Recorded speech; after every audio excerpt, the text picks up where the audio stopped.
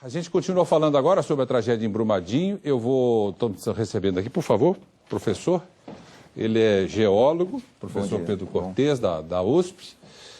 Professor, a gente vai só comentar aqui de novo a questão do desabamento. E eu vou colocar a imagem que nós temos aqui, que é a imagem mais importante, que é da câmera de segurança. Olha só, é impressionante essa imagem, né?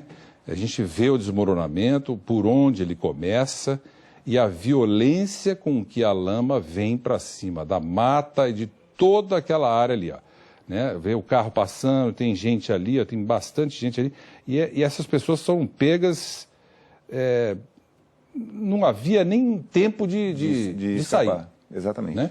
Então, uma coisa que eu coloco é a seguinte: não adiantava, as sirenes têm que tocar quando há uma ameaça de rompimento. Porque tocar a sirene no rompimento, se tiver gente ali onde estavam as pessoas, não tem como fugir.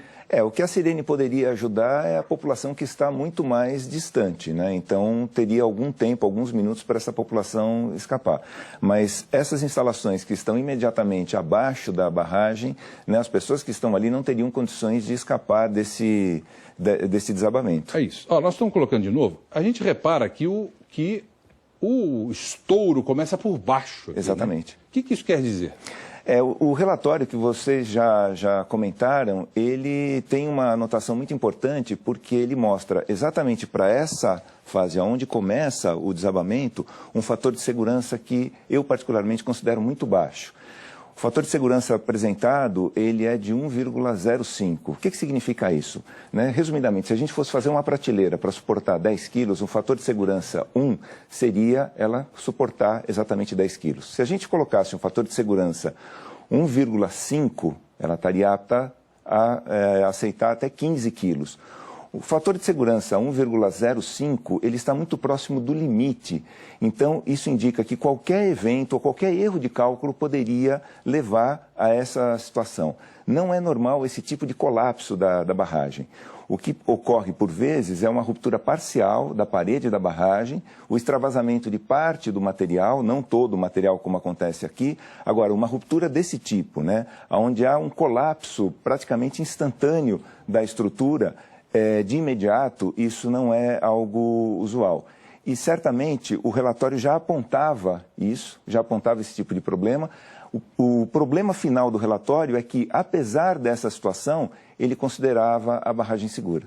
Então, faltou por parte, no meu entendimento, faltou por parte da Vale a adoção de uma série de procedimentos para aumentar o fator de segurança e, ao mesmo tempo, evitar toda essa tragédia que ocorreu então. Agora, professor, se o relatório mostrava que havia problemas na drenagem, como o cano entupido por causa do crescimento de vegetação, etc. e tal, eles poderiam ter concluído que a barragem estava segura? Não, no meu entendimento não. Inclusive pelo fato deles apontarem um fator de segurança muito baixo, exatamente para esse risco de liquefação, que é quando esse material, que tem uma certa consistência sólida, ele passa a se comportar como um líquido devido à grande quantidade de água, né, nesses rejeitos, em função desse fator de segurança muito baixo, eles deveriam considerar a barragem inapta, a barragem totalmente insegura. Até é bom que a imagem está parada agora. O rompimento começa aqui embaixo. Exatamente. E o relatório aponta exatamente essa faixa, como a mais insegura. A mais insegura? A mais insegura. Quer dizer, quando o senhor fala que há um processo de liquefação, a massa toda que está, a lama toda que está armazenada aqui, ela ganha mais quantidade de água por quê? Por causa da chuva? Não, na verdade é assim, para a gente entender rapidamente o processo de liquefação, é como se a gente pegasse aquela areia da praia que está junto ao mar e dependendo de como a gente manuseia essa areia, ela se comporta ou como um sólido ou como um líquido. Você pode colocar essa areia na mão e ela aparentemente está se comportando como um sólido, mas se você fizer pequenos movimentos, ela se esvai como se fosse... Verdade, porque está cheia d'água. Exatamente o que acontece aqui.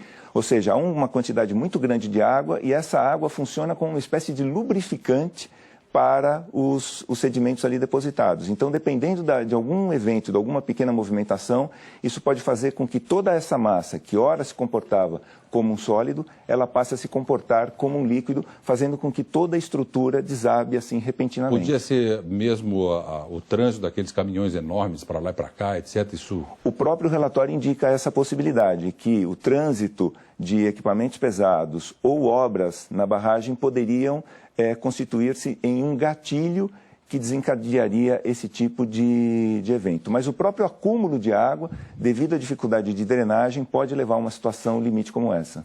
Houve avisos. Isso Houve é claro. aviso. O relatório apresenta isso. E ignoraram esses avisos. Esse aviso foi ignorado. Foi ignorado. E exatamente onde ele apresenta a maior fragilidade, que é onde a barragem começa a romper. Muito bom. Queria agradecer mais uma vez a presença do professor Pedro Cortes, ele que é da Universidade de São Paulo, ajudando a gente a mais uma vez entender tudo o que aconteceu e vem aí, né, professor, a responsabilização sem dúvida penal sobre o que aconteceu. Né? Sem dúvida. Tá bom. Professor, muito obrigado, viu? Bom dia para o senhor.